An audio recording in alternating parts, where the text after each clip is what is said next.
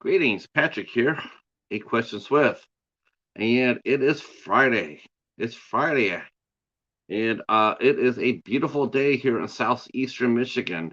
It's a little nippy. It was a little nippy earlier today. Um, it's definitely starting to feel just a little bit tingy, little like a little fall trying to creep in, even though we still got another half of August to go. Um, yeah, so it's we're doing all right as far as weather goes. It's a beautiful day. And it's gonna be a cool day in here because we have actor Max. I'm gonna be pronouncing his name wrong. I know this, but we'll ask him to show me how it's done. Woertendyke will be here with us in about 15 minutes. He is one of the stars of the new film Brightwood. That is currently the Cheetah to my favorite film of the year. Easily the best film of the year I've seen so far. Absolutely a banger of a film and just top notch. And it came out this week. It dropped on it's gonna be coming out next week. Actually, it's coming out on the 22nd. It's already been being dropped by with different critics, and the reviews are coming in early. And right now, Brightwood is considered certified fresh on Rotten Tomatoes. Now, normally I don't really pay attention to Rotten Tomatoes, but sometimes it does give a precursor to how a film will do. And so far, from the reviews that I read on Dane's page, Dane Elcar's page, they're seeing the movie pretty much how we saw it as well when we reviewed it earlier. So I'm really happy to see that. It's a different kind of movie. It's you're not really sure what you're watching. You could easily get you could get a little lost in it, maybe not get it, or whatnot. You know how critics are. Sometimes they just want to be criticky. This is a banging movie. I'm so glad to be able to talk to Max about it. We did talk to the director, Dane Elcar. We talked to him on Monday, and it feels sort of weird because we had two scheduled interviews between Dane and Max to give a little cushion between the interviews, but it didn't work out that way. Uh, hi, I would say hi to everybody. Sharmelo's here. Hello, Sharmelos. How are you? And Sarah is here. And I think I saw Jaden there earlier. Hi, Jaden. How are you? Okay, I saw that. Uh, Sharmelo, you have met everybody. I don't think there's. Hi, Anthony. Anthony's going to be 40 years old in 2 weeks. That's awesome. That's awesome. I'm glad you got. I'm glad that's going to be fun. I hope you get a big cake, Anthony. That's what I want. I want to see a big Yankees cake. Um, so Max will be here. We're going to be talking about his film. We're going to be talking about his career as well. He's had a very interesting career, and I do think Brightwood is gonna. I don't know. I just have a really good feeling about this movie. I have a feeling that Dina and gosh, I just feel like this movie needs to go someplace. It's really, really exciting. It's one of the best films I've seen in a very long time. And between Dana Berger and Max's performance, I just think this movie is just going to take off. It's a great film, and it's one that you haven't seen before. I can guarantee you that. Um, if you're a fan of mysteries, you're a fan of sci-fi and good sci-fi horror, and thrillers and suspense, then this is the movie for you for sure. It will be coming out next week on the 22nd on Cinephobia releasing. All of Max's socials are down below already in the description box down below, including if you want to get the movie, you can get it uh, from Cinephobia. It's going to be going through Kino Lorber, so so if you go down there to the description area and decide to buy a copy of the film, that's where you can do it at. Hi, Katie. How are you? And yes, I agree. Pizza is good. Pizza is good. All right. So I want to get to the calendar real quick because, and of course, feel free to share us out. I want to get to the calendar real quick because we have a busy calendar next week. We are going to be slammed. We're going to be slammed next week. Absolutely slammed. We have 6 shows in 5 days, and that's going to be actually it's going to be it's going to be 7 shows in 6 days because on the 20th, Sunday the 20th at 8 o'clock, over on Ben, aka the Cadaver Club, we will be talking. The IFC Midnights will be doing a one of 2 shows this month. We're doing 2 shows. Um, on the 20th, we're all heading over to Ben's channel to watch and discuss the autopsy of Jane Doe. That will be me, Ben, Mary Wilson, and Horror with Haas. We're all going to meet over there at Ben's channel at 8 o'clock. That's going to be the new start time for the IFC show, for the IFC Midnights. We're going to be doing it on Sundays at 8 o'clock. So that will be the first show at 8 o'clock. Will be on Ben's channel. All right. All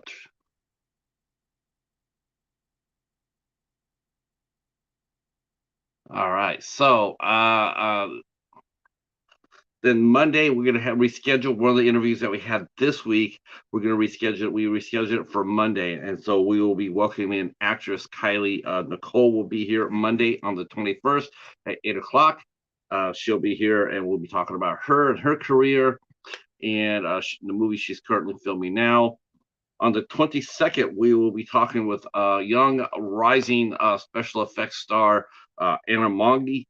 Anna Mongi will be here with us and at 8 o'clock. And not only she's actually following the steps of another filmmaker or another actress we met who also started out as a special effects artist, and that was Angel Bradford. And it looks like maybe Anna might be taking the same steps as far as starting out as a makeup artist, keeping those skills, but moving on to acting. She has appeared in one movie as an actress so far, and she seems to like it. Okay, on the 23rd, we have 2 shows. 2 shows on the 23rd. Be here at 5 o'clock. At 5 o'clock, we will be here. We will be talking to actor Alexander Nevsky, actor producer Alex Nevsky. Oh man, these names. And director Jim Cornette, actor director Jim Cornette. They have a brand new film called Night of the Caregiver, and we will be talking about Night of the Caregiver. There is Chadwick right there. His movie Malcolm just dropped on Revel, I hear. So I definitely want to go over and check that out. I was commenting, I can't get over how much that Alex Javo looks to be. He looks damn near Christian Slater. I'm just gonna say it like that. He's just how it is. He's got that same intense look and persona about him, and I do think that is going to be it's going to take Malcolm to the next level. I think Alex is going to be I think he has a real good shot of being launched from this movie, as well as Chadwick. I do think so, and that's really going to be a lot of fun to see. All right, the doorbell just rang. The doorbell just rang, so you know what that means. That means we got to go get our guest for tonight. And so please help me stay on topic, Charmelos, please. And please help me welcome in our guest, Max Woertendyke from the awesome movie Brightwood. Here we go.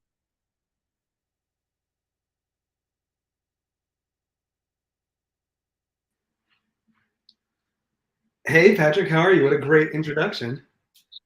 Oh man, so exciting for you, man. I'm so excited. I saw the information on Dane's Instagram about Brightwood coming out and being certified fresh.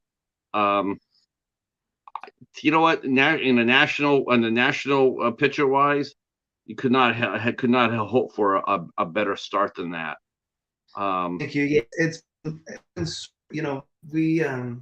we made the film in May of 21, and so it's been 31 or 32 months since then, and it's really exciting to finally being able to share it with people and seeing how people respond. It's really cool.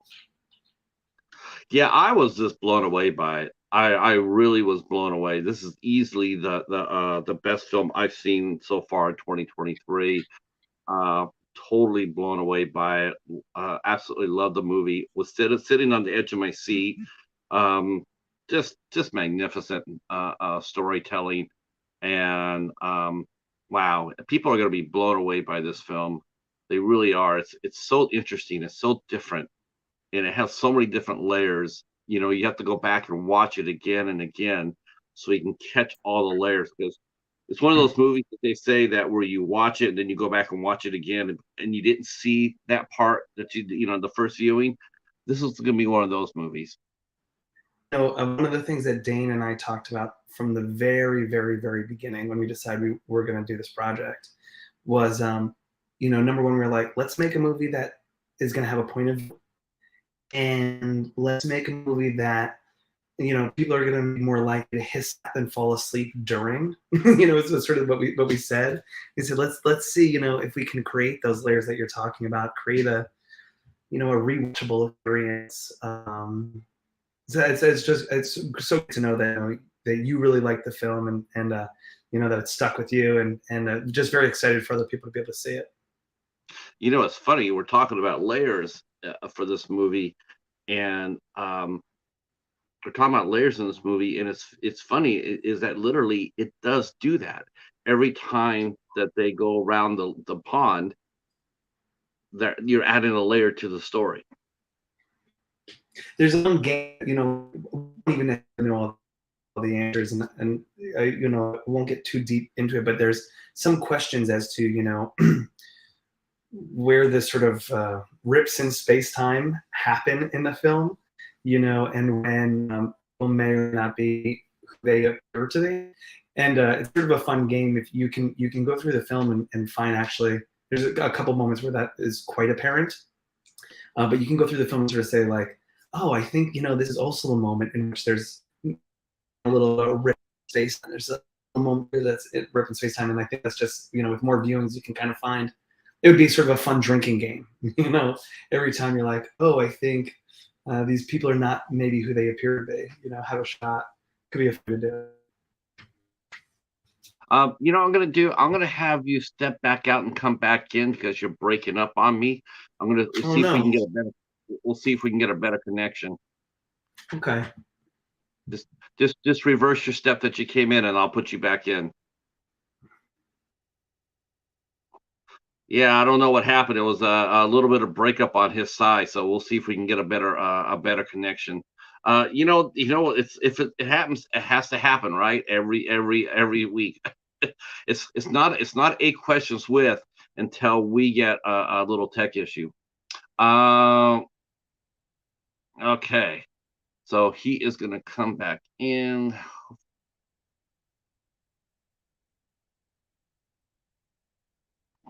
There he is. Okay, hopefully we got a good connection here. Sorry about that. I hopefully this is better. Yeah, there we go. Great. There we go.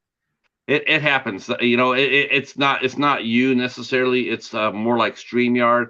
Every week that we do the show, we always have some sort of bumps and bruise. It's not a week that it's not a good week completed week unless till we have a little bit of tech issues. But you're back. Patrick, how many of these have you done now? I think you're 339. Holy shit! Wow, that's amazing, man. 339, 340, 340. Yeah, that's amazing. Yeah. That's a lot of questions. My math isn't good enough to multiply that by 8, but that's a lot of questions. It is a lot of questions. And I had done 131 of these written. Wow. So cool. we have done a lot of shows here on 8 Questions With. And can you see the comments okay? Yeah. Oh yeah. Yeah. Here we are. Yes, absolutely. Okay, good, because everybody's saying hi to you. Oh, hi. Hey, everybody. Yeah. I was looking in the wrong place, but I'm looking in the right place now. All right. So yeah, it was cool talking to Dane. I mean, and we're going to talk to you about you and him, about how you guys became friends and producing partners. And what's funny too is, like, when I first talked to him, I don't know if he saw the interview yet or not, Oh, that would be 2,712 questions. Wow, bravo. That's a lot of questions. Yeah, it is. Uh, so we were talking a little bit because when he started, I don't know if he saw the interview or not, but he started talking about, well, my dad was he was in show business too, and I'm going like, and I said, that was gonna be my first question to you, was like, were you related to Dana Elcar? Because I didn't connect that until he said it at that moment. I bet you guys got into it, but when we went to have our U.S. premiere down in Other Worlds in Austin, what was amazing is they were playing 2010. And Dane's dad is in that movie. If you remember, his sort of I guess the Russian scientist or whatever he is that shows up like in the very beginning. They're like talking on that long, big, tall tower, and apparently it was the first time. Yes, MacGyver as well. Sting. There's a wonderful thing called the Learning Tree that he's amazing in. But I believe it was the first time that Dane ever saw his dad on the big screen. So Dane got to see both his first debut feature, and I got to see my debut feature as well. But Dane got to see his first writer directorial debut feature at the same festival in which he got to see his dad on the big screen for the first time, which was just so rad. And talk about like cool kismet. Yeah. Yeah, I could, when I was talking to him about that, and we're like, did you get a chance to meet, because he was on Bob Black Sheep as well as MacGyver. Yeah. I was in there, we're like, did you get to ride in the Corsair, or did you get a? uh, it was very entertaining talking with him, and he has nothing but respect for you. You could definitely tell when we're bringing the conversation about you. You could just hear it in his voice that he has nothing but respect for you, as his producing partner, as his friend, as a peer. And you guys made this film together. Brightwood made this film together. Like I said, I do believe it's going to change lives. I Oh really gosh, do. thank you. From I your mouth really to God's believe that. ears. Ray Murray, who owns Cinephobia Releasing, who's distributing this film for you.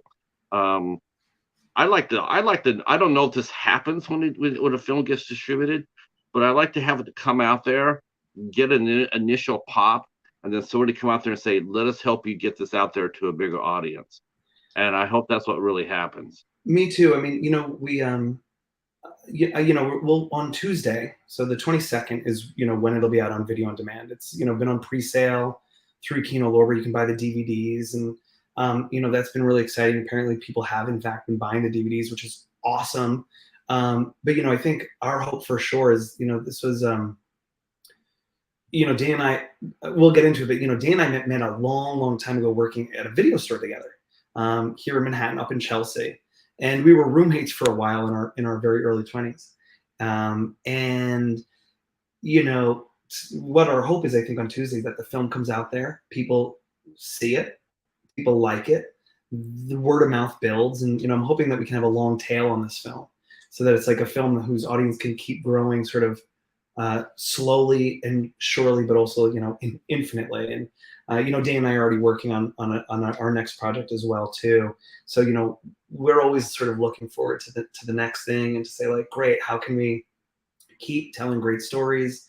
Putting, I think, exciting work out into the world that hopefully people respond to. Yeah, this definitely has that look about this film. It does feel like it's going to be like, I was watching another film today for the first time. I watched and reviewed a movie called Skinnamarink Right. that came out. And, initially that movie got released in 2022, but it caught fire this year. And so I watched it for the first time myself. And I could definitely see why a movie like that, it gets a word of mouth, gets a good buzz going, and it gets people want to see it, and they want to see what's part of the action. What is that? The afraid of missing something? That's what they call it, right? Yeah. And I can see the same thing for Brightwood. I can see this movie coming out there. People are doing interviews for it. You, Dana, and Dane, doing interviews for it. It gets out there. People keep talking about it. Of course, the certified Rotten Tomatoes will help out. I'm sure even as we speak, all the movies that are being printed out are being slapped with that certified fresh on it, um, which will help. Will help as far as as far as because people sometimes they're driven by what they're like. This is a great movie, and so they'll believe it as they see a certified tomato on it. Um, so I do think it will grow. I think it's gonna has a really legitimate chance of just taking off. Oh, well, thank you. Yeah, I'm excited for everyone to be able to check it out. And I already said this, but as more and more people see it, and it's just been really exciting to see the mostly really positive responses. People seem to like really dig the movie. Again, in other worlds, it was the first time that we saw it with an audience that was like a big audience full of strangers. And you never. It's exciting, but it's also a little fucking terrifying, to be perfectly honest with you. You're like, oh god, I'm at the whim of this audience, and it was so much fun to watch. And the thing that really, I think, for me, kind of like the light bulb went off is afterwards, after we screened, 70 or 80% of the audience stuck around for like 25 minutes of a Q&A. And I thought, well, that's like a great sign. People have busy lives and other interesting things to do. So if people are hanging out to talk to us about, both the theory of space-time loop concepts and to talk about just sort of the mechanics of making a truly independent film, they must have felt that it was worth their time watching the story, and that was really, really, really cool. Yeah, yeah. I mean, that's the best part when you do a screening like that, and people just want to stand around and talk about it and talk about the film. Talk to you and talk to Dane and Dana. Was Dana there with you as well for that? But no, unfortunately, she was not able to. The first time she saw the film was when we were up at Salem Horror, and that was the first time she saw it on a big screen with an audience. And obviously during like the sort of whole post production note process, I'm in the film, but I was a producer on the film, and so Dane and I were very in contact, every day talking about how the film, every time Dane did a different cut, we would talk about it. And we did some, like audience feedback. So he and I mean, Dane has watched the movie, I think, probably like a bajillion times. I've Right. probably watched it 1,000 times, which is nothing compared to what Dane has done. I mean, the amount of work, I just got to say that, for anyone who's, Dane wrote it, he directed it, he shot it, he held the camera, he was the editor on it. He did part of the sound design on it. I mean, what he did was remarkable, and I think he like did an incredible job. I do too. Just and it's anyone who's ever made a movie will tell you, it's hard. And he hustled and grinded so hard, but so Dana, wasn't really part of those conversations because she was the lead actress in the film, and Dana's brilliant and smart, and I love. But we were like, we want to be able to show you a finished product. We want you to be able to see the film. So we got to see it through all those sort of different iterations. But Dana finally saw it in Salem, and it was awesome. I think she was nervous to see herself on the screen, and I think she was like really thrilled. Dana and I already think she's just the bee's knees and think she's wonderful in the part. She was when Dana and I were talking about who was going to play that part. Dana was the first person I thought of, and was the first person I suggested to Dane. And I said to him, I said, like, listen, like, you'll have to read her. If I'm wrong, totally cool. You're going to make your creative decision. That's the right decision for the movie. But I was like, I'm willing to bet that that you're going to like Dana, because I think Dana is perfect for it. And you guys both were. Yeah, go ahead. I'm sorry. I told Dane, I said, I really sat there and I was after the movies watching, I watched it twice. I'm sitting there, I'm thinking like, who could have played this role? Who else could? And honest to heaven, I've talked to a lot of actors and actresses, and I know a lot, and a lot of them, and I really could not, I just could not see anybody else other than you two in those roles. Well, and Patrick, this is like the other part of it too. If anyone's has seen the film, they'll know this, and anyone who watches it when it comes out on Tuesday will know this. It's a small film. We shot over 2 weeks in the woods of New Jersey around a lake called Egbert Lake in Rockaway, New Jersey. And, it wasn't cushy. It's like we didn't have trailers to go back to.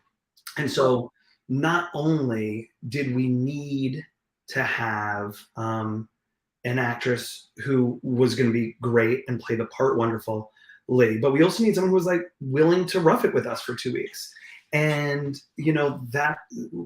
that was an important part of it. Someone who was gonna love being there. I mean, what I can say is, this is what's so fun about people liking the movie, is that even before the movie got made, I mean, making the movie is one of the most fun I've ever had in my adult life. I mean, we just had such a great time doing it, and not to say it wasn't hard, and not to say it wasn't like frustrating and difficult at times, and that it hasn't, it's been like just the whole time has just been nothing but rainbows and puppies, but it was great. The team was just like so tight. If you're going to be in the woods with people for 2.5 weeks shooting a little indie feature, you better trust that the people who are out there with you, that they've got your back and that you've got their backs. And I think we were able to create a really great crew and team about that. And that started how many members, how many crew did you have for that? I mean, I know that Dane mentioned he filmed it. Was it what did Dane say? I don't want to contradict him. You know what? I didn't ask him how many numbers there was. I know that he mentioned he filmed it, and he had, and you two were out there, but he didn't tell me. I was thinking maybe there was like a crew between maybe 5 and 7. That's about right. Yeah. That was my guess.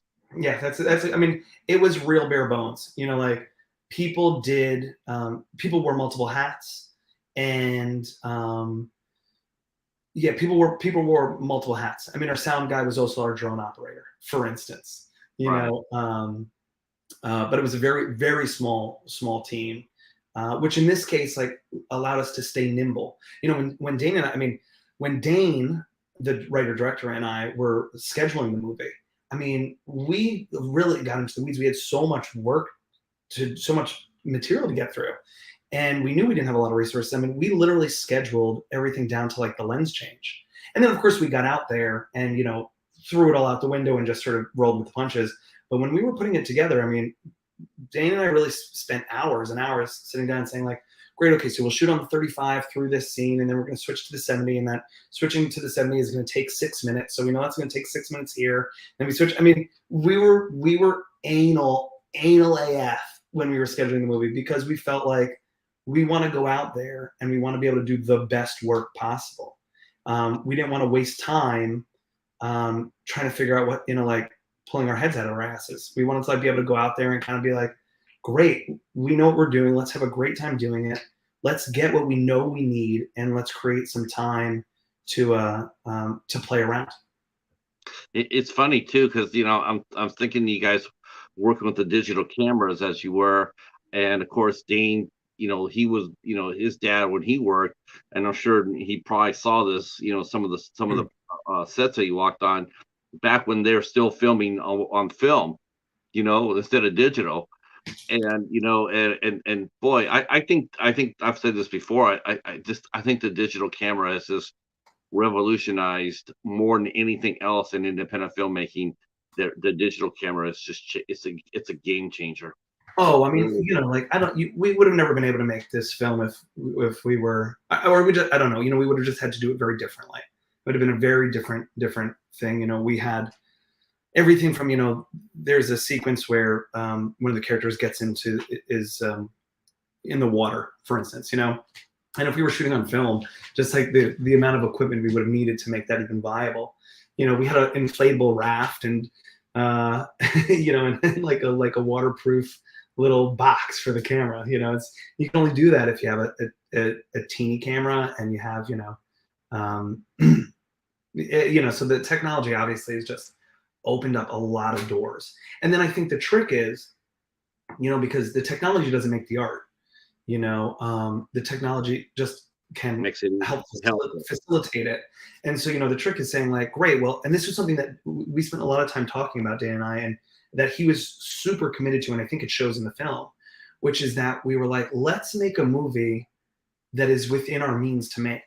We didn't want to make a movie where you see that big CGI monster and you think like, the monster looks kind of shitty and cheap, or like, oh, this is a film that's trying to look like it's very big budget when it's not. We were like, let's use the resources that we have, let's use the technology that we have, and let's try to use it to its maximum effect.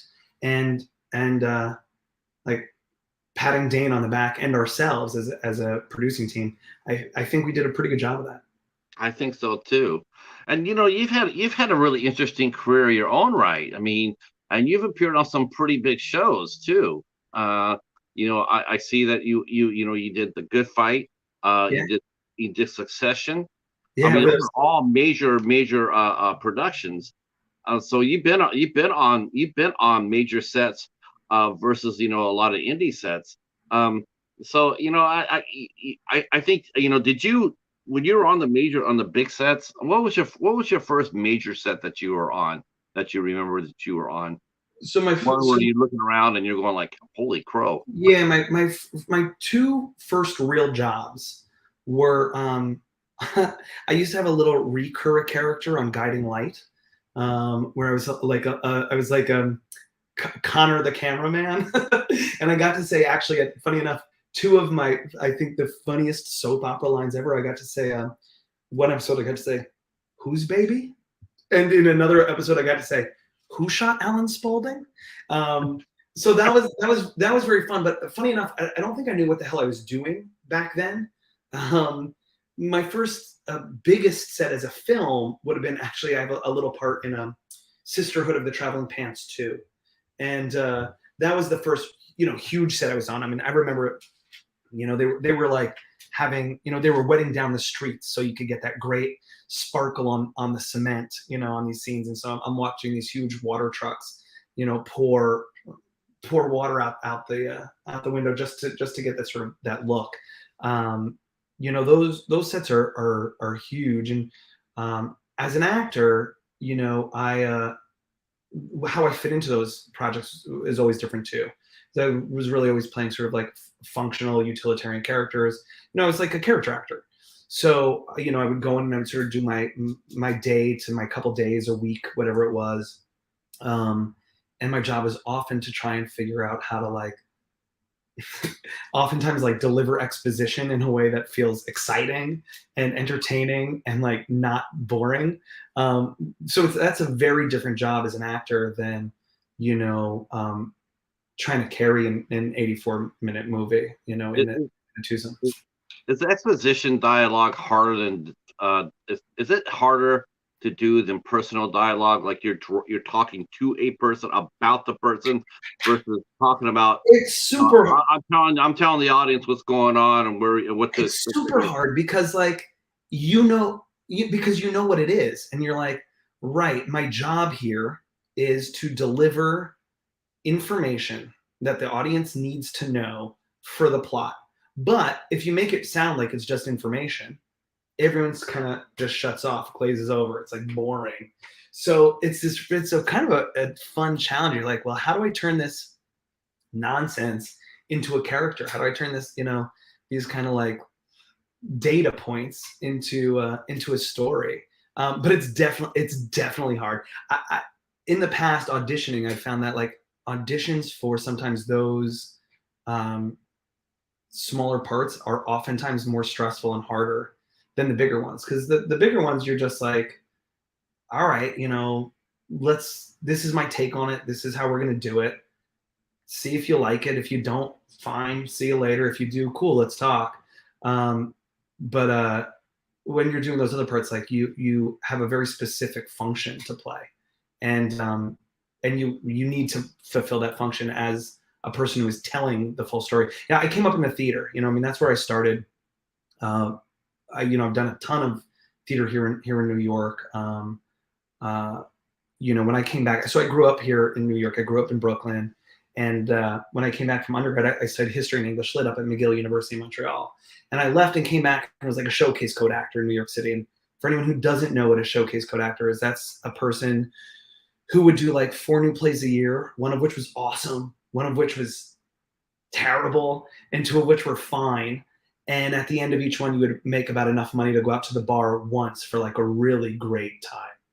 And that's how I really started my career, was working on all these plays. And one of the things you learn if you're doing plays is that you are working at the service of the story of the script. um, and so you need to know what the story you're telling is, why you're telling it, and how you fit into it. I know that theater actors get paid for the performances. They're underneath contract, but just for general information, what does a if you get cast in a play in New York City, is there rates? Are there rates or different levels of pay for actors that doing it from off Broadway and Broadway? Are there Yeah, like different layers? it's How, just like, how yeah, it's just like in film. So there's like different contracts for different size of theaters, for different things. So like there's a Broadway contract, which like the last time I was on Broadway was like, I mean, whatever. I'll just tell you guys. It was like it's a little over two. It was a little over $2,000 a week was the sort of scale wages. And if you're doing off Broadway, it's usually a little less, little less. So I mean, it's anyone who tells you the theater is lucrative is lying to you. But but it's why do but people why do people do them? I mean, I guess it's not there for the money, right? You're definitely not on Broadway for the money. You're there for the experience and just for the joy of performing live. yeah, and I think like this certainly used to be true, although it's not the case anymore. But I think like particularly it's much different now. You have like much different kind of content. It's particularly like a couple years ago when you're thinking about like the golden age of television, or you know, TV used to, I think, provide pretty narrow avenues for like the type of character you could play. And film, as you sort of said, like the technological barriers made doing film not always so accessible. And what the theater allowed you to like dive into these like amazing works of art and explore the sort of depths of these characters, and like the sort of souls of these people. So I mean, you get to work on an Arthur Miller play, and like you're gonna get to really chew on something real. That's not the same as doing an expositional character on Guiding Light. It's a different thing, and it's exciting. And it feels, it can feel, not always, but it can feel like quite, uh, I don't know, magical. And it sounds kind of corny, but like a magical experience. Let me ask you something. Let me ask you this. You did your role in Guiding Light, right? You're just starting out. You did your role in Guiding Light, and you go out there and you do your role, and then then you go out and move on to your career, and your career suddenly you find yourself expanding. You're doing plays, you're being seen by a lot of people. Your name's getting out there. Do have you ever been called back by like let's say Guiding Light? Have you ever been called back now that they look at you and say, oh wow, when Max was here, Max, nobody really knew who Max was, but all of a sudden now he's main support for this play, or I I mean, just I'd saw say him like applying for a guest star in a hot TV show. Did there was do that's I mean that's happened most in the theater, in the sense. So there's like a number of like the public theater here in New York City. I've worked at a bunch of times, and the casting folks over at the public, they cast me in my first Broadway play, which was the Evo Van Ho View from the Bridge. I was like right out of school, so I got that. After being a showcase code actor for a while, I was also working in nonprofits, and I worked for this like really cool organization called the Taproot Foundation, and they did amazing work. I worked with really interesting, really smart people, and they wanted me to do more work for them. And I sort of thought, well, before I take the best plan B a boy could have, I'm going to try the dream one more time. So I applied to NYU, Juilliard, and Yale, because I thought I'll go back to grad school and get a degree, and maybe something will come of it. And I ended up at Juilliard, which was amazing. And I got to spend 4 years there, like really working on my craft and, digging into that. And the people cast me in the View from the Bridge on Broadway, which is a one. Patrick, were you in Cats? no, but you know what? I'll be honest with you. I have a mad crush on Betty Buckley even till today. Really? I've worked with Candy Buckley. Oh, her daughter? I No, I don't. What is? Yeah, it's funny. I don't know. I Oh should no, know, but I don't know. But we okay. did a great play down in DC that Ken Lin who wrote for Warrior and Sweetbriar did, called Kleptocracy, which was awesome. She was great. Really, really loved her. Um, I've always been a huge Betty Buckley fan. The first time I saw her when she did a TV show called Eight Is Enough. oh, okay. She stepped in for another actress, Diana Hyland, who passed away. So they had to recast the role, and she was on there. And then, of course, a lot of people might remember her, Betty Buckley, for her horror background because she played the PE teacher in Carrie. Yeah, yeah. She was the one that was sympathetic to Carrie, but that didn't stop her from getting cut in half. No. But You know, it she was was, too little, too late. yeah, I didn't realize until afterwards that she was a big Broadway star, and then I started listening to her singing, and she was just Yeah, absolutely a beautiful voice. And then she did Cats, and I was yeah. like, oh gosh, she's just wonderful there. Um, what kind of theater did you do? Did you do musical theater at Juilliard? I No, mean, no. I mean, we no? did some singing and dancing, of course, like part of the training. But no, I was always a straight actor, which was like for me what was most fun. Um, yeah, which was for me the most fun to try and like dig into some just like great pieces of often American, but not always American. Playwrights. It was a really good way. I mean, talk about for a film like Brightwood, where it's kind of like a play. It was actually like really, Yeah. really, really good training for that. I think, if you're only accustomed to doing 2 pages a day, in and out, I actually think like in a funny way, having to do a play is much better training for a film like this. Was Brightwood your first foray into a straight horror film? Uh, I guess like in this capacity, yeah. I've worked on like a bunch of shorts that are sort of like had some horror elements. But in terms of a feature film, yeah. Um, did you like horror films growing up? I mean, had you ever auditioned for, you said mentioned shorts. Have you ever auditioned for a feature, for some of the bigger horror films being made? Do you No, find none yourself? of the bigger ones. Like over the years, like a number of sort of indies, horror indies here in New York, but never any of the sort of like, it's like I never went to get seen for Jason 16 or whatever. Yeah, Um, that's gonna change. You're gonna get called. well, I mean, this is what's like so fun, and it's like what's great. What I love about what I think of like being quite good horror. I really like a horror that feels human. I like the idea of like actually exploring what it means to be scared. I just did a great little short film called Two Knocks at the Door, which I hope gets seen. They're in the process of sort of some of these festivals now, and it's about this dad who sees something terrible happening to his child and is too terrified to do anything about it. Uh, And I'm a new father, so like only 10 months ago, and so I shot this film right before. It was either right before, I think it was right before my son was born, and I was just fascinated by this idea of like what it like the terror and being frozen in it. I was like, what a fascinating idea. And so that was a really, really cool thing to do. I hope you watch that movie. I think that film is great, and I think they're probably looking forward to uh, expanding that as well. I hope so too. I hear that now the festivals. I mean, you and I, when we first started talking about doing this interview, it was funny because we set it up, and then right before you came to me, I just saw another SAG actor.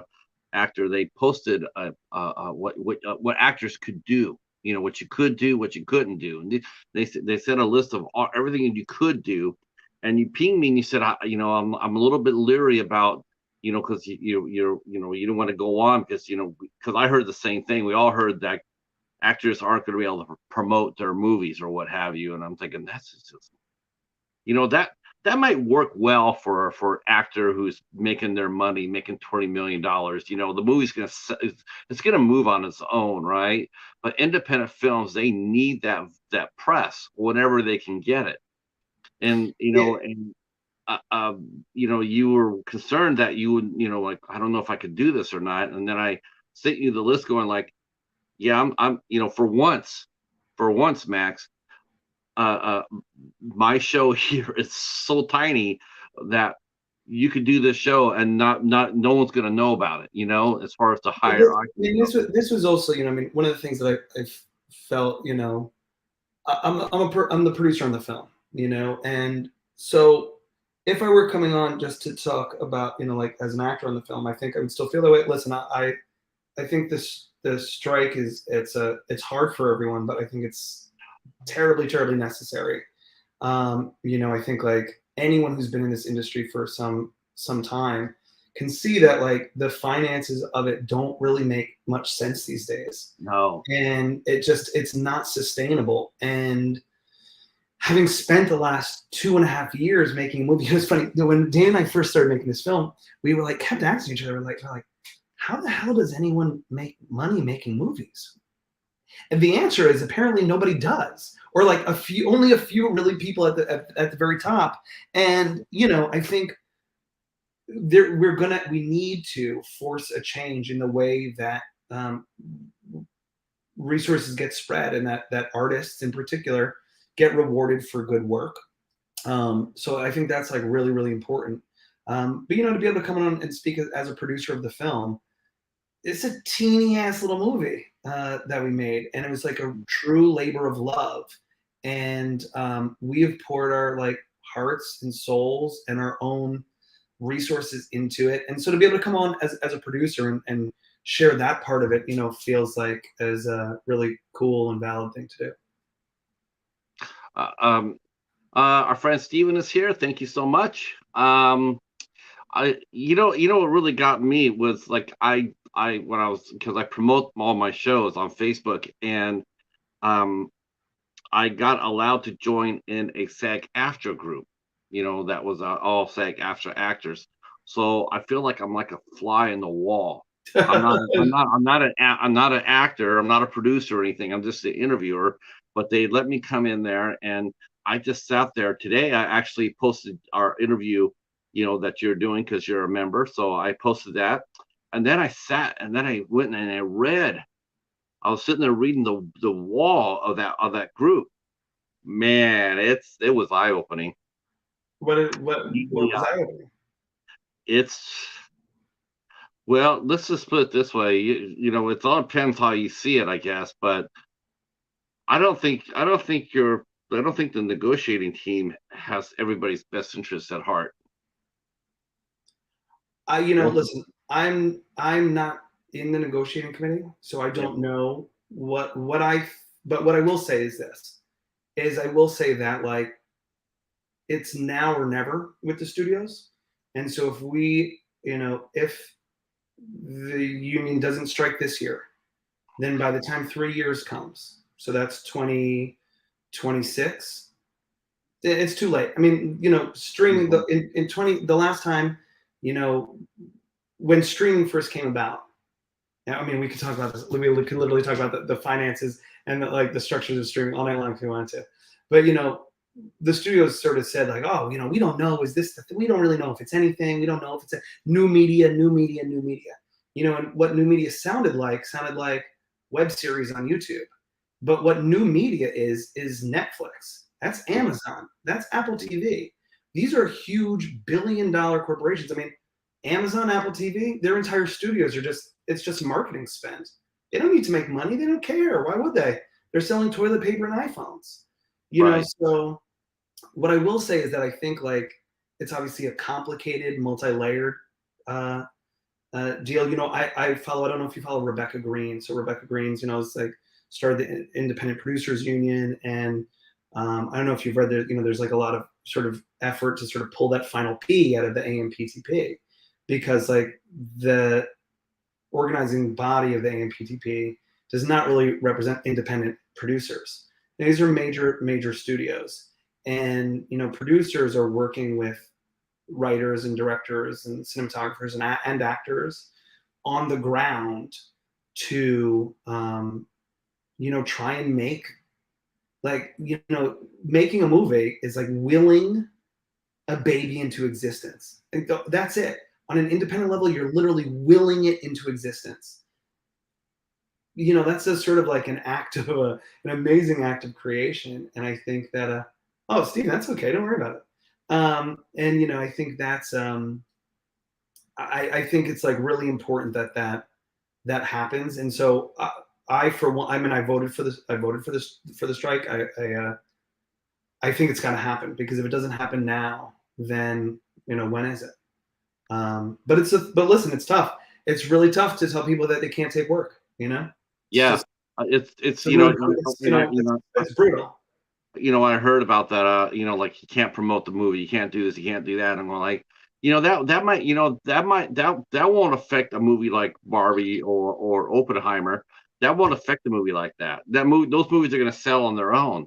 But man, when you turn around and you tell someone who's doing an independent film, and they're sitting there going like, yeah, well, we don't want you to promote it. Well, shoot, I mean, Patrick, I think like it even does have an effect on like films as big as like Teenage Mutant Ninja Turtles or Yeah, Strays. Is coming out this week. Teenage Mutant Ninja Turtles. You want Seth Rogen to be able to be out there talking about like, what it's like to be in that movie. Strays. You want Will Ferrell to be out there like sure, promoting the film as actors.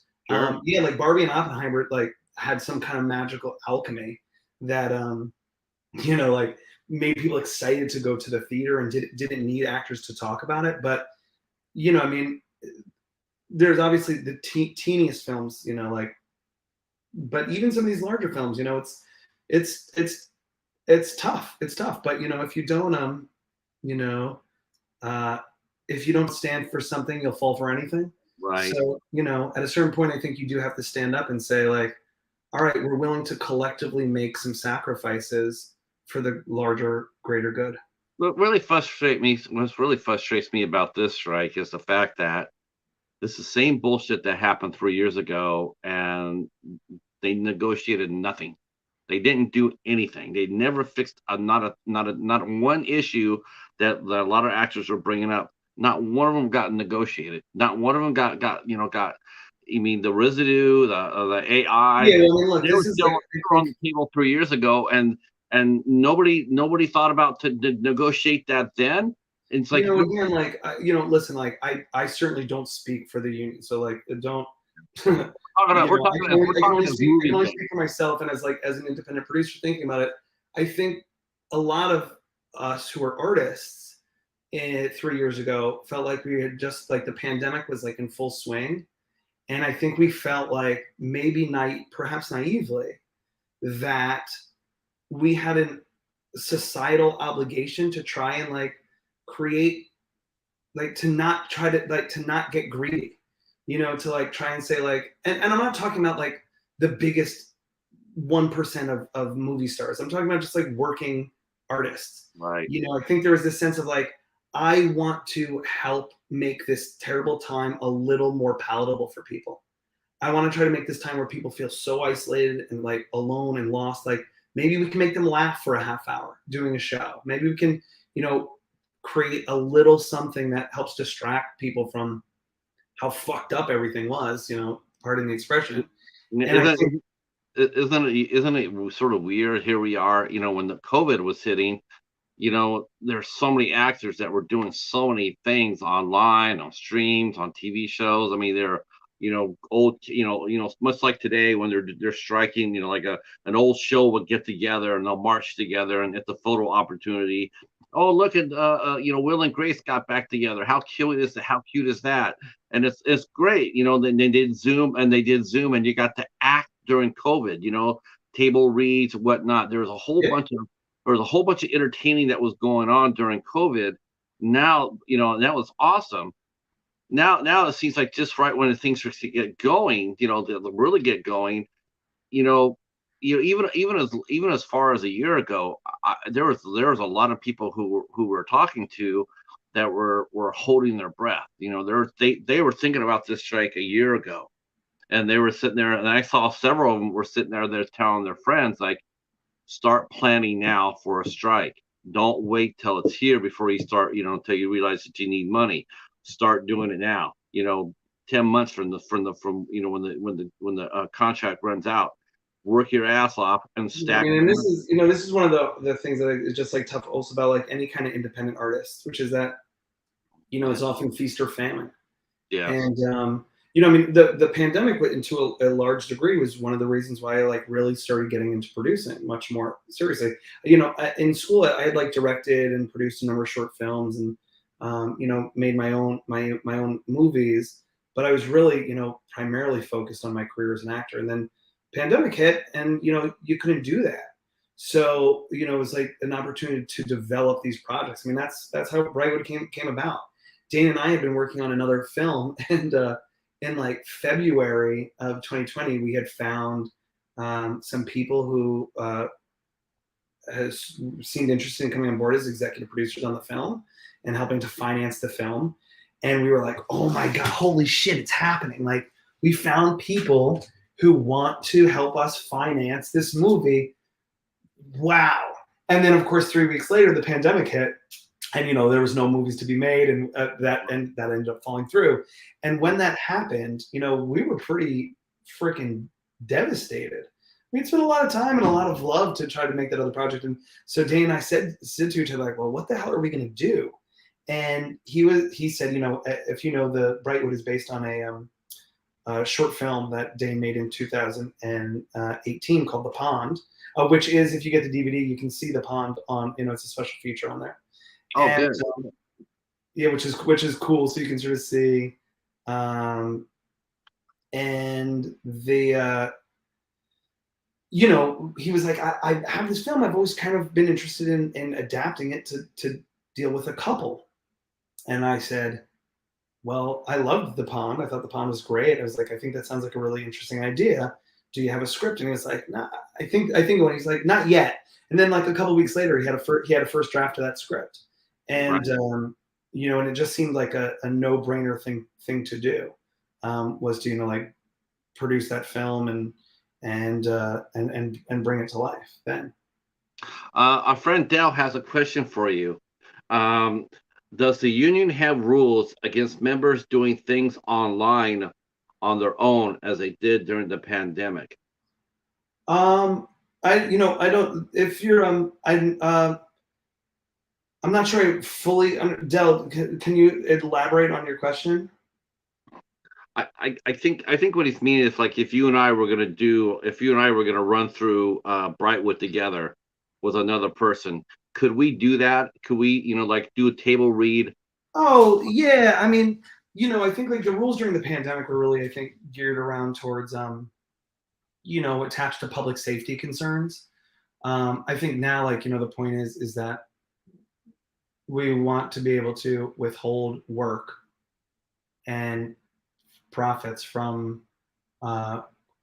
corporations that don't want to pay their fair share. So yeah, I mean, like, if like you and a friend like wanted to go make a little independent movie. I mean, and like short films, for instance, the micro budget, which is what we shot this film on, is not a struck contract. The short film contract is not a struck contract. So those are, you can make a short film right now. You can shoot a commercial right now. You can work on a video game right now. Okay. Yeah. Oh, hey, Del. Yeah, yeah. I mean, so absolutely. Like, if you're SAG members, you would apply for a short film contract, which like is a very flexible contract and allows a lot of freedom. And go shoot your film and do with it absolutely whatever you would want to do. Okay.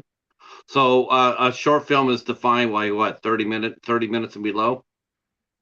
Something like that. Yeah. And there's like a budget cap. Like you can't spend like $3 million on your 35-minute film and call it a short.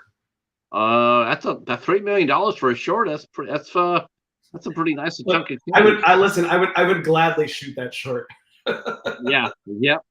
Uh, I want to talk a little bit about what you mentioned. You went to Juilliard. Now, how old were you when you first started getting your itch to act? What was your motivation It's for fun. It's doing sort that? of like actually a parallel story to Dane. So my parents were in the arts. My mom was a dancer who used to dance with Twyla Tharp, and my dad was an actor. He used to work at La Mama here in the city. So Ellen Stewart, was my dad's very first acting teacher was a man named Frank Silvera, who some people may know as a sort of very well known actor, and had like a school out in L.A. I guess in the '60s or something. And so my dad was in the theater. my mom was a dancer. I grew up around the arts. Um, Originally, my first like dream was to be like an Olympic swimmer. I was good, but I wasn't that good. And when I quit swimming, I was looking for something to do. So I took a class at. I went over to Lee Strasberg Institute and I made a deal. I went and worked in their office once a week. I was like 12, 13. And I went and worked in their office once a week in exchange for free classes. And while I was there, I think it was like during that, this woman named Melissa Ross, who's a wonderful writer, was an acting teacher back then, and we did a Shakespeare class together. And I just I loved it. I just found it so exhilarating and exciting, and I don't know. I didn't feel self conscious doing it. The theater was full of like weirdos, and like I felt like a kind of a weird kid growing up in Brooklyn, and it was just like this cool sort of door opening into this community. So I think like it started because I was surrounded by it, and then I found my little people in it, and ultimately, it became a good way to, I think, connect with connect with my dad, and uh, have something to talk about. To be perfectly honest with Okay, well, you know what though? That's a noble intention. you. Yeah.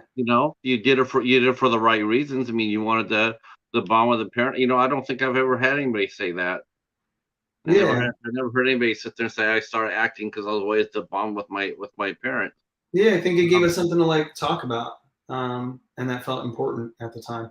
Because my dad loved the theater, and I think he loved actors, and I think you know, I actors wanted are to be fun to part of that actors are conversation. fun to know. I mean, that's one thing I We have to can, say. we can do.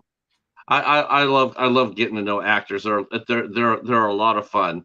They're very quirky and different and fascinating, and it's a lot of fun talking to them.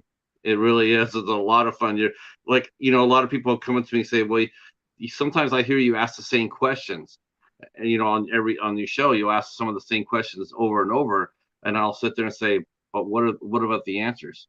Right, of course. Right? It's like, do you hear the same answers over and over? Because you don't. Yeah. Everybody's differently. Uh, uh so so uh so obviously the theater was obviously that was your first step, right? Now, where did you go to high school at? Did you go to Juilliard for No, no. So I went to high school at Stuyvesant High School in downtown Manhattan, and then for undergrad I went to McGill University up in Montreal, and I studied history and English lit there.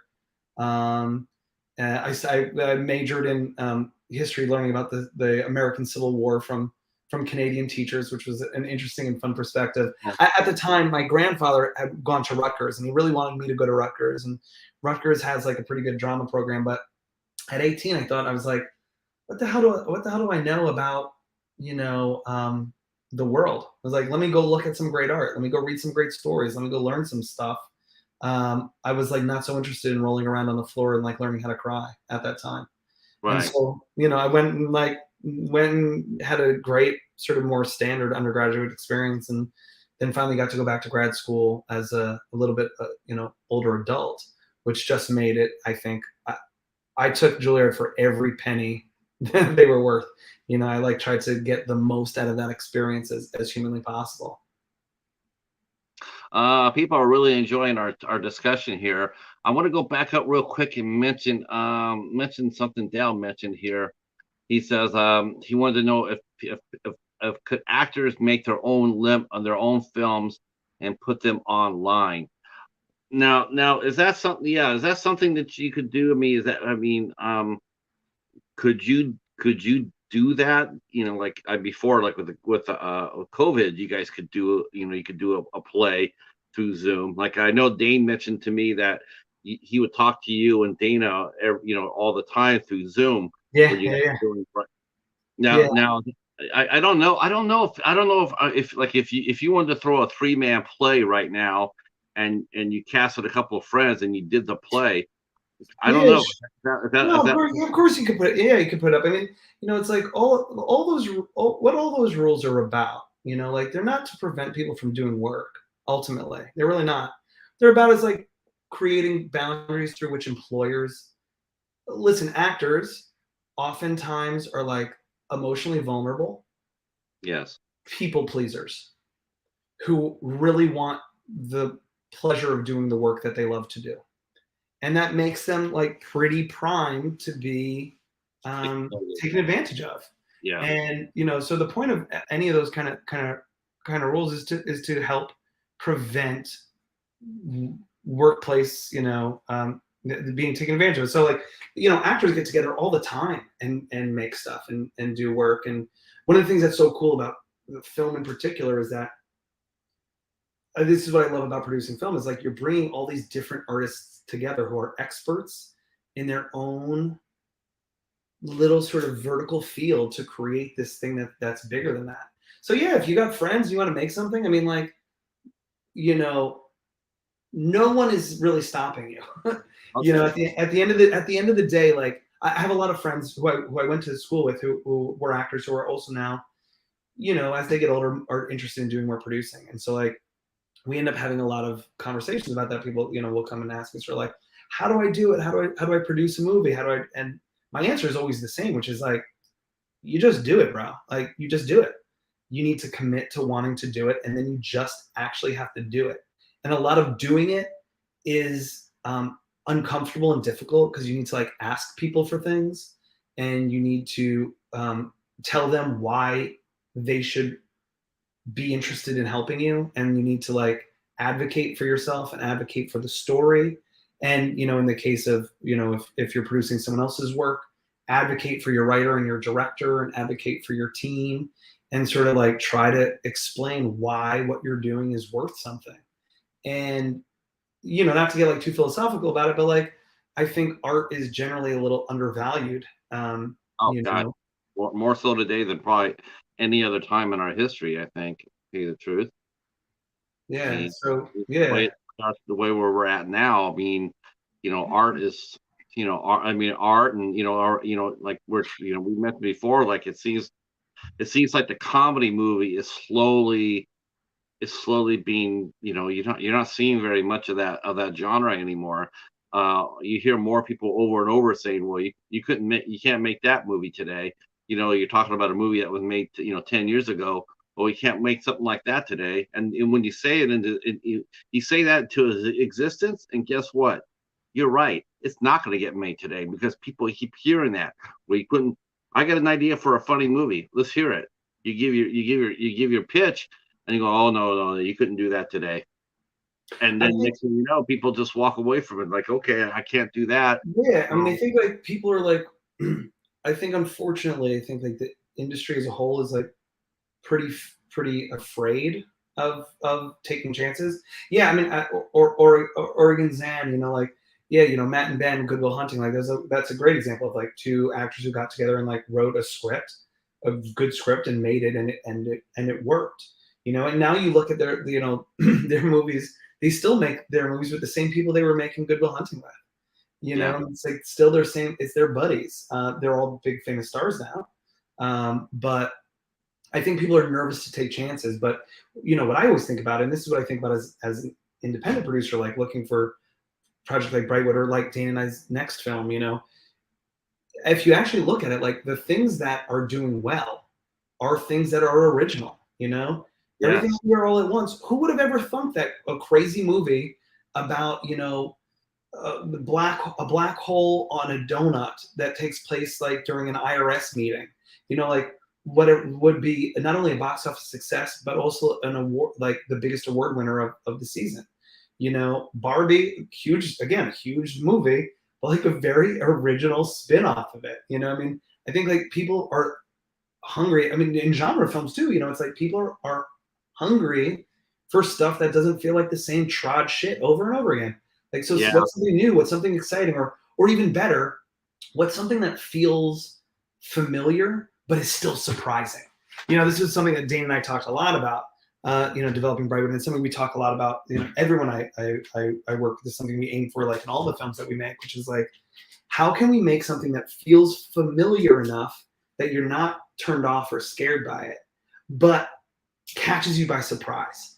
And like I, as an audience member, when I'm watching something and I'm like, oh, okay, I get it. I understand the kind of movie I'm in. And then something happens and I'm like, whoa, this is not what I thought it was. That's like one of the funnest experiences as a watcher, as a viewer. I love that. That's why when I was talking to Dane, like when I watched Brightwood, man, the only thing I could think of, I was sitting there watching, it's like, man, this. I don't know if he's seen the show or not, but when I watched it, the only thing I can think of, going like, man, this is like a edgier. This is edgier, but it reminded me of the Outer Limits remake of 1990s. Yeah. They have so many great episodes on there. So many great episodes where you're sitting there going like, what the hell? And in all the good ways, like, oh hell yes. It's like and that's really what I really enjoyed about the film too, because it was like I didn't see it coming, and I I didn't. I watched a lot of horror films. Let me tell you, I did not see the ending of this one coming. That's awesome. That's I did awesome. not. I was That's just like, really I was that's trying really to figure fun. it out, because it was like I was trying to figure out, going like, how the hell, like, what's going to happen? What's going to happen? And it's just like, and then when it did, it was just like, holy shit, this is awesome. Yeah, uh, so that's really fun. I mean, this is why it's been so fun. The one thing that I really wish is I wish we had been able to get a little theatrical release on the film, getting to see the film at Fest and see. I mean, it's great to watch at home.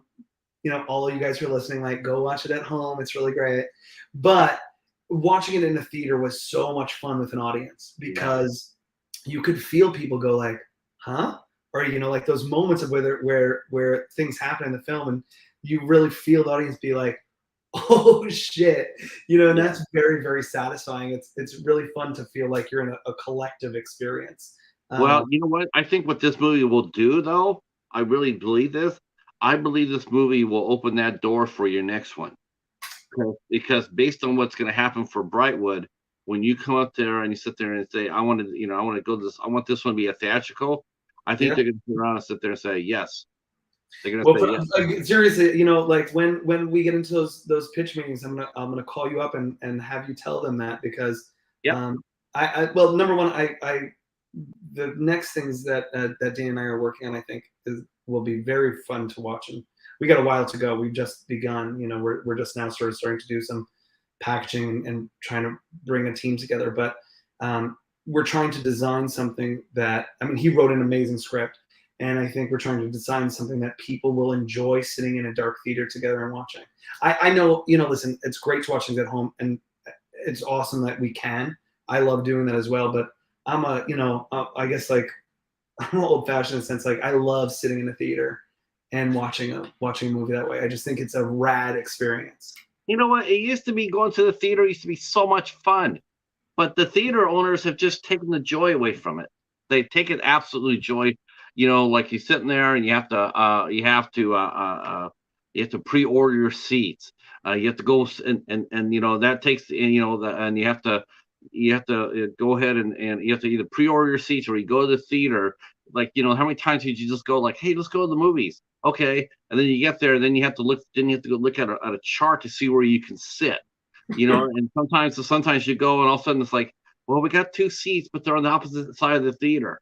When I was It's in like, school, when I was at Juilliard, there was like that little theater up at Lincoln Center. It's like a great little independent theater at Lincoln Center. And one of my favorite things to do was to just walk by and say, like, what's playing right now, and just go see whatever was playing right then. And and I saw a lot of shit that way, but I yeah, also saw a lot of, like, really great movies that I would have never ever bothered to go see, because I was like, wow, why would I go see that? But it was just like that. The magic of kind of catching something by accident was yeah. always so much fun. There was that article, like, it was going around all over Twitter the other day. There was the article in, like, the Guardian or whatever, that was like, going to the movies by yourself is sad. And I think, like, people Oh appropriately my god, responded and were like, you're out of your mind, dude. It's yeah. like it's fun to go to movies with other people, but you can't talk to them while you're watching anyways. No. So what's the big fucking deal? We'll watch a Oh movie my by gosh, yourself. I probably have seen, honestly, I probably seen 90% of the films I've ever gone to the theater.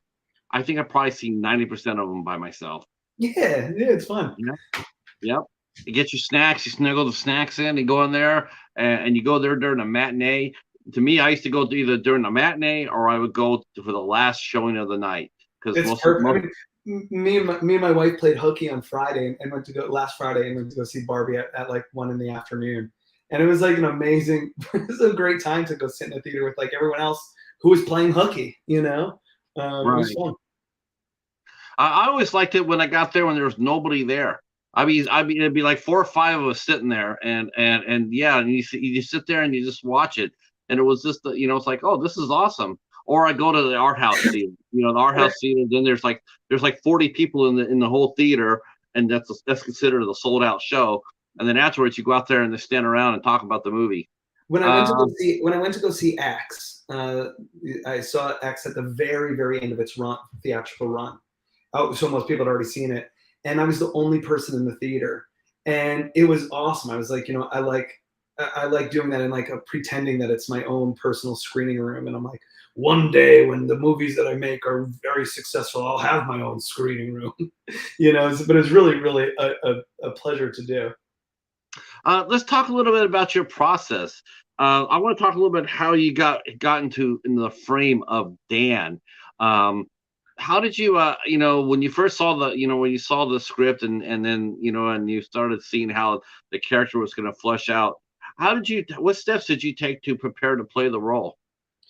Well, again, I think like it's related to the partnerships, the team. I mean, Dane was writing for us as actors, so we would go, we would talk on Zoom and Dane would do a lot of rewrites.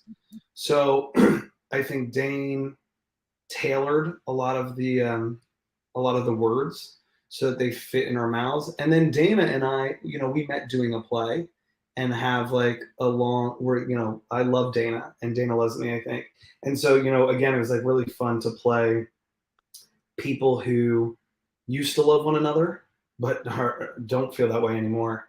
And so I think a lot of it really it wasn't so much about doing sort of like individual prep as it was about like understanding how the film was going to work, understanding the technical process of making the film, and then really trusting trusting your partners out there, and sort of rolling with the flow and seeing what would happen moment to moment.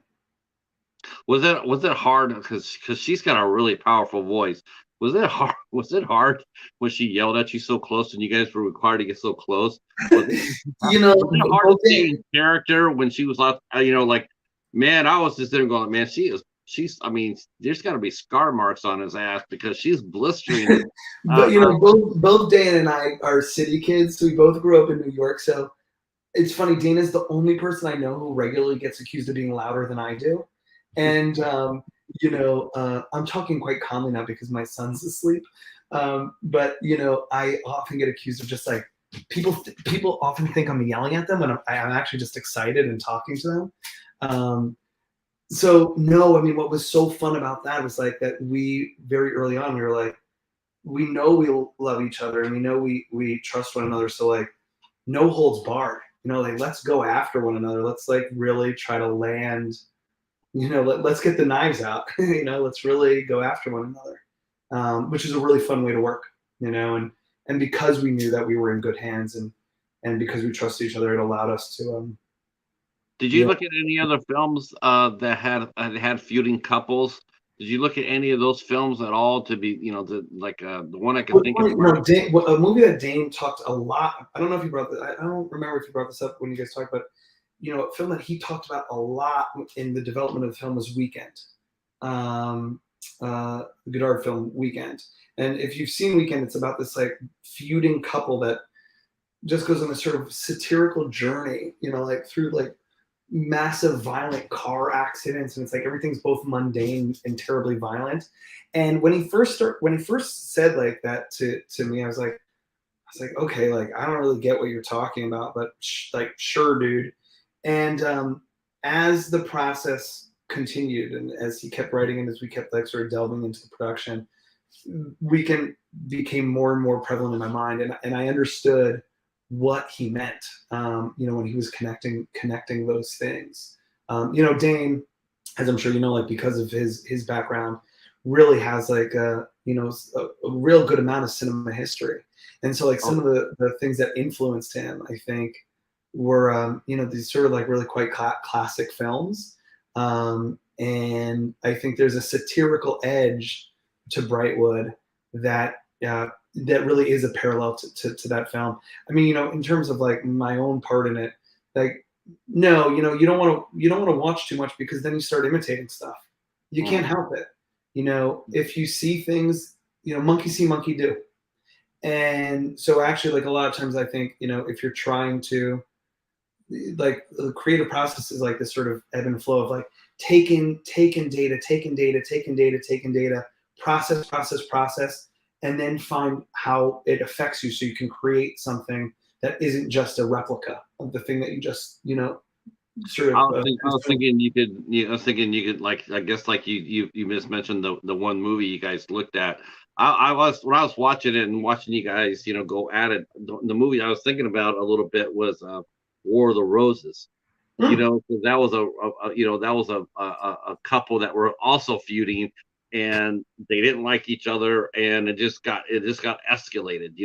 Yeah, absolutely. I mean, absolutely. I mean, I think if anything, again, like not to sound like however, but I think that probably if I was thinking about things like that, I was thinking about sort of classic archetypes. The Dan and Jen, I think, are in some ways like archetypical, archetypal. You guys know what I'm talking about. Characters, and like thinking about the sort of like those characters that we've seen in ways. I mean, listen, like Dan's in blue, Jen's in pink. You know what I mean? Like it's sort of obvious in some ways on its face. Like they are sort of in some level stand-ins for like every every woman and every man to some degree. Although Right. hopefully it feels like they're quite unique and individual, distinct characters. But oftentimes you see a movie and it's like the characters end up in a strange situation like they do in Brightwood, but it's like, but don't worry, one of them is a secret agent and has this special skill, or this other one, like, you didn't know this in the beginning of the film, but like actually used to fight aliens, or whatever it is, and they have like these sort of special skills that make them exceptional. And one of the things I think is so important about Brightwood is that like the characters are not exceptional Oh, people. They're no, like, they're just ordinary. They're just like anybody in our chat. They're like anybody in our next door neighbor.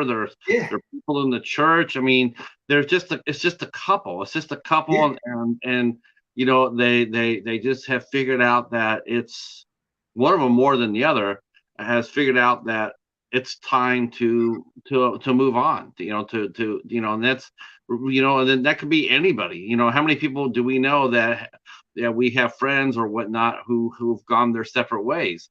In fact, I got told that this week by a friend who said, "I'm going through this," and I'm going like, "Oh," I was like, uh, "You always hope for the best, and for Jen and Dan, that ain't gonna happen."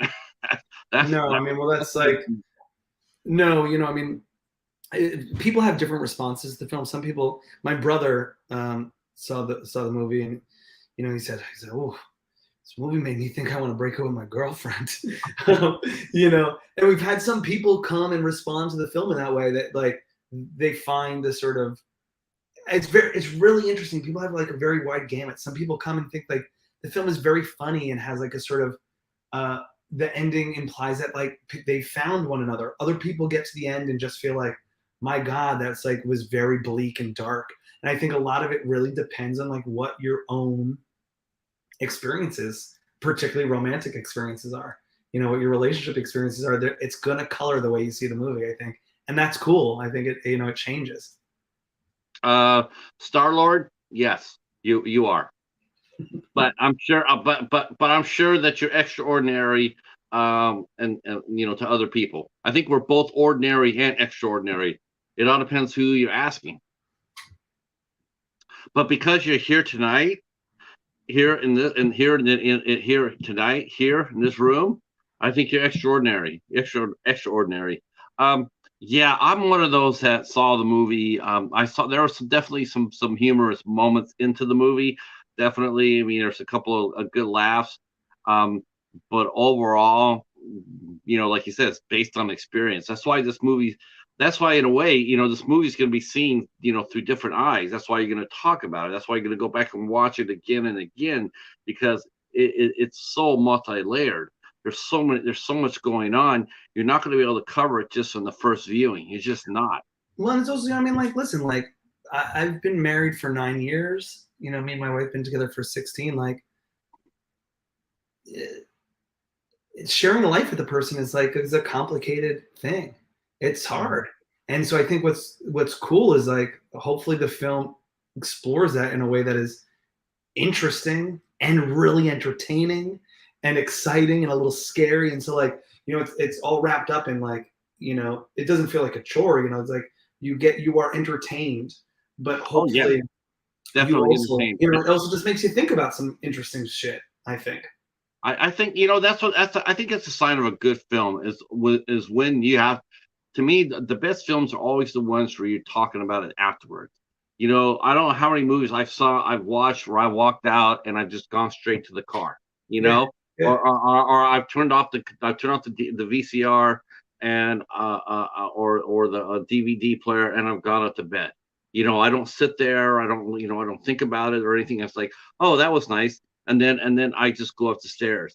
I like a movie that has me thinking and questioning and being challenging me. I like that. Yeah. Um, Well, then it's like it transcends something. Then it's like it feels like an experience and not just something that I just it's sort of, in a way, it's sort of like the anti Barbie. Yeah, sure. You know, instead of the coming together part and at the end of the movie, everybody has a happy ending. Whereas this one, sometimes life ain't like that. Sometimes life will throw you a hard curveball, Yeah. and there's no Hollywood ending. There's no I've, Mattel ending. I've been accused, sometimes I have a friend who sometimes calls me a cheery nihilist, and I think Brightwood has just a little streak of cheery nihilism through it. There's like something that's there is something quite savage about it, but in an interesting way. But I don't think despite that fact, I don't think it deprives, like, the characters or an audience of, like, having a good time doing it. So it's like this cool balance between, like, yeah, it's not all tied up in a pretty little bow and it's like all perfect. Um, so that's, yeah, I love that. I love that what you just said. Uh, Again, I put down the trailer to Brightwood. It's in the description box, as well as all of Max's socials. I don't know if I put your YouTube channel on there. I saw you have a YouTube channel. I'm not sure if I put that on there or not. Well, I'll it's funny. try. Like, I don't even know what's on there anymore because that's where I used to put all the films I directed. But I haven't directed something in a while. So you'll probably just see some of the older work that I Uh, used to do. well, now here's an incentive for you to start using your account again. That's right. So what can you tell us a little bit? Tell us what you can do, what you can about the next project you're working on, and who's going to be doing the casting? Are you going to do your own casting again, or No, and it's funny. So, all I'll say about it now is that it's an extremely taut horror thriller. Um, I that's all I'm gonna say now. But that I think Dane wrote a really awesome script. I so, think it's like so really. you guys are jumping into the horror thing then, right? I mean, isn't it difficult? Is it? I think people. I have you run across other directors and other producers who think that making a horror film is the easiest type of film to make. It's like But I think there's I this, can like, spend $500,000 and make $5 million yeah, on a horror people film. like to say this. I mean, I think there are people like to talk about horror this way, that it's sort of like the sure thing genre, which is of course bullshit. Um, I think what is exciting about, and I don't know, would you define Brightwood as a horror movie or a sci-fi movie or sci-fi horror movie? I think of it as a sci-fi horror movie. Sci-fi horror movie. Yeah, that's what I think of it as too. And, Yeah. like, I think this next one, I really would say it's a horror thriller. Like, it really is that thing. What's really cool about working in genre films is there are people who love them, and so, like, you get to make something that people will check out, and, like, doesn't mean they're gonna like it, but, like, they will they'll take a look. And what's cool is if they don't like it, they'll tell you too. So I feel like you get like kind of very honest responses from audiences, and that's, I think, is exciting. And the thing that's like really fun about a thriller or something that's tinged with horror is, one of the things I'm most interested in as a producer, and I know this is true for Dane too, is like creating stories that feel like very tightly wound. One of the things that was so satisfying about Brightwood was like finding the sort of puzzle box pieces of it and how to like you twist around to hopefully land these moments. And I think if you think Brightwood does a good job of that, we haven't made this next film, but just based on the script, I think it's going to be really, really exciting, really edge of your seat. And similarly, though, we'll have like some little moments of dark humor. So we've just started that. But I'm excited. And Dane's just like, you can't ask for a better creative partner. He's just a fucking rock star, and is like a good guy. And You know what? I really respected him when I was talking to him. I'll be honest with you. I didn't get a chance to say this. I think, well, maybe I did, but I'll tell you the same thing. What really impresses me about him, he did it all on his own. He didn't ask for any help. Yeah, I mean, well, this is what I mean. Like, Yeah. Listen, when we went and shot that project in the woods in May of 21, I'll be honest, like we didn't know what we were gonna get. I mean, we had ideas about how to make it as good as possible, but like we weren't sure. We thought, well, maybe we'll go out there, shoot this, and we'll have a good time doing it, and we'll feel like we like worked through something. Because again, it was like in the middle of the pandemic, and I think like we felt the need to be making something together. And and even though I hate it's not a pandemic movie because it was based on Dane's short, it just happened to happen. It's just when it happened to be made. And I think it helped inspire some of like why we wanted to do it at that time. But we didn't know what we were going to have, and then we saw what we had captured, and we thought, oh shit, okay, like this might actually be pretty good. And it was at that moment that we thought, okay, great, well, now what? Now what? I mean, it's amazing. Like, Dane's putting together all these awesome promo videos, like what I mean, just for the release of the film. And it's so cool because if I look back to like a year ago when he did his first promo video versus the ones that he's doing now, not only does he do them so much faster, I mean, so much faster, but I think they're funnier. I think they're tighter. I think they're better. I think all of us really got to like grow. This is the cool thing about doing it all yourself. I mean, we touched every part of this movie from like truly from the inception of the idea, development, all the way to distribution. So like every part of the funnel, we got to get our hands on. And that was like, I mean, talk about an education. Yeah. The first time you go to AFM was digitally, and we're like looking for sales agents on the film.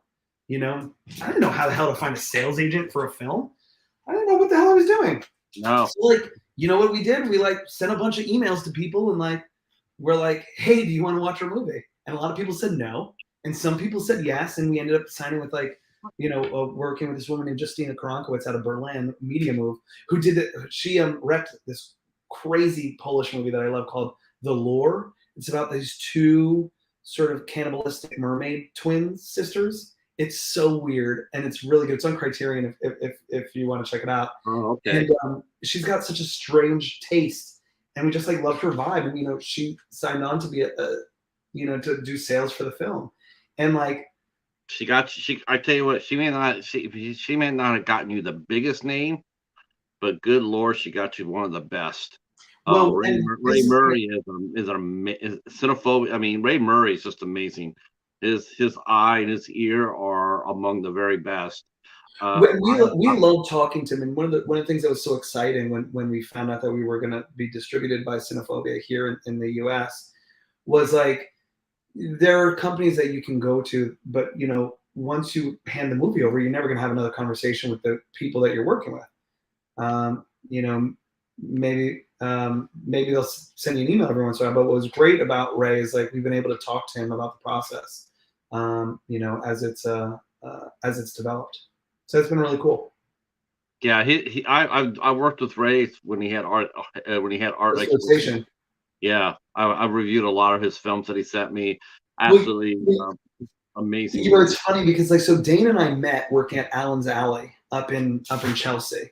It was like one of the sort of last video stores, but it was funny because it means that at some point we were working for a video store that would have been in direct competition with, because Ray used to have a video store, I think, JLE, I think maybe it was called, before. Oh, bye, Oregon Zan. Thanks for coming.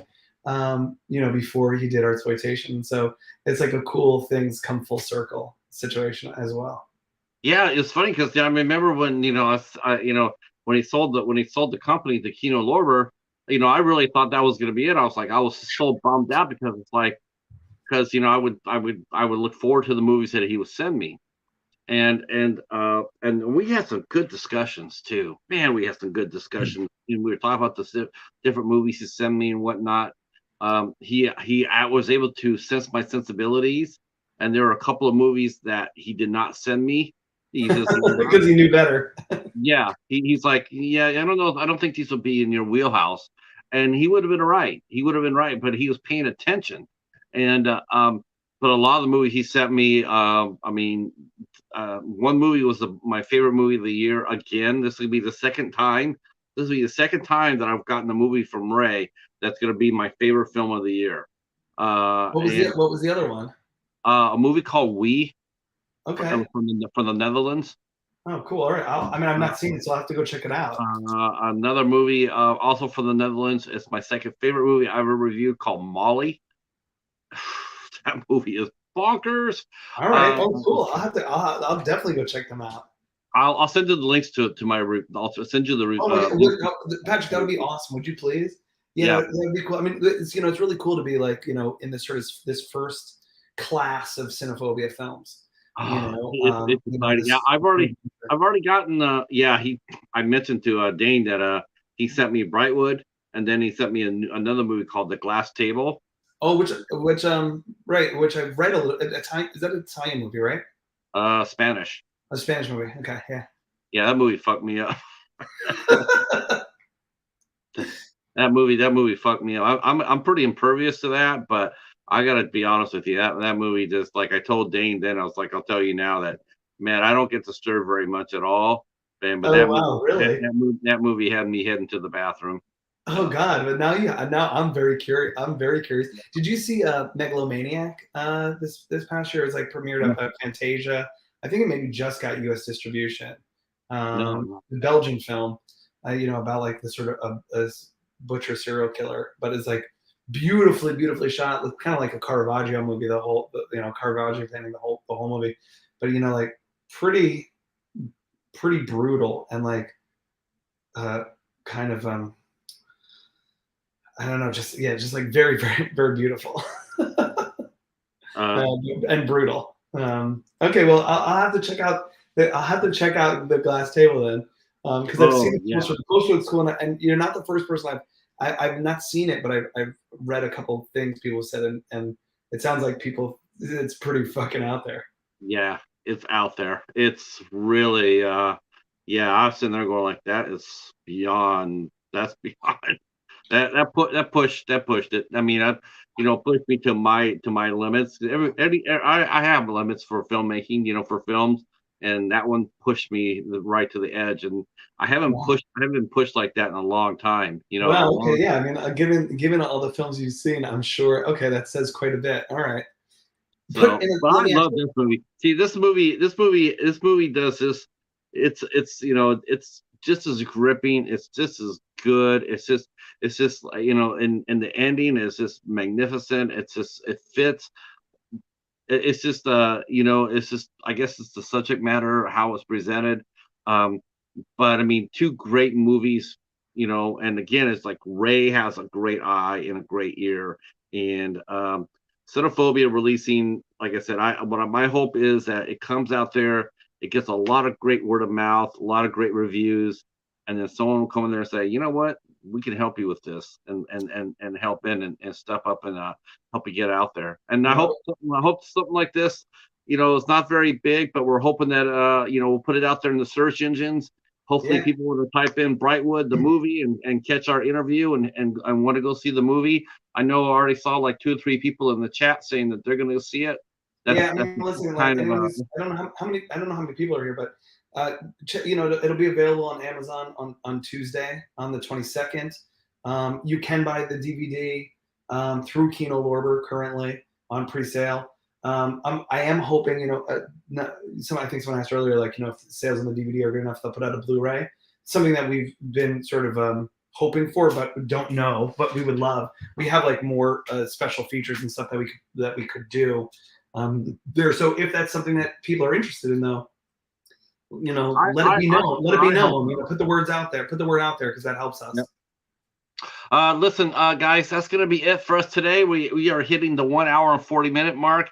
Oh my God! I definitely want to thank Max for coming out and hanging out with us and talking all things Brightwood and a little bit of the strike. Some other great topics, and I want to thank the chat for coming out and hanging out with us, including our friend Dell, who was driving but listening to us. I love that. I really do. That makes me feel good, because this is a podcast. You don't have to watch this in order to get to enjoy it. You can turn it on your car. You can have it going on in the background. You can listen to it and that way. Please do. Feel free to share us out to your friends. If you like what we're doing, share us out. Talk us up. Talk us up. Next week we'll be very, very busy. Let me read that real quick before we let Max go. So next week we have on the 21st, we have actress Kylie Nicole will be here with us at 8:00. On the 22nd, we have special effects makeup artist Anna Monge will be here with us on the 22nd. On the 23rd, we have 2 shows with us.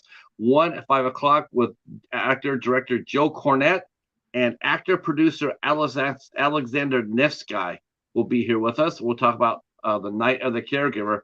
They themselves just got into horror film. This is their first. They're also producing partners, and this is their first venture in the horror films.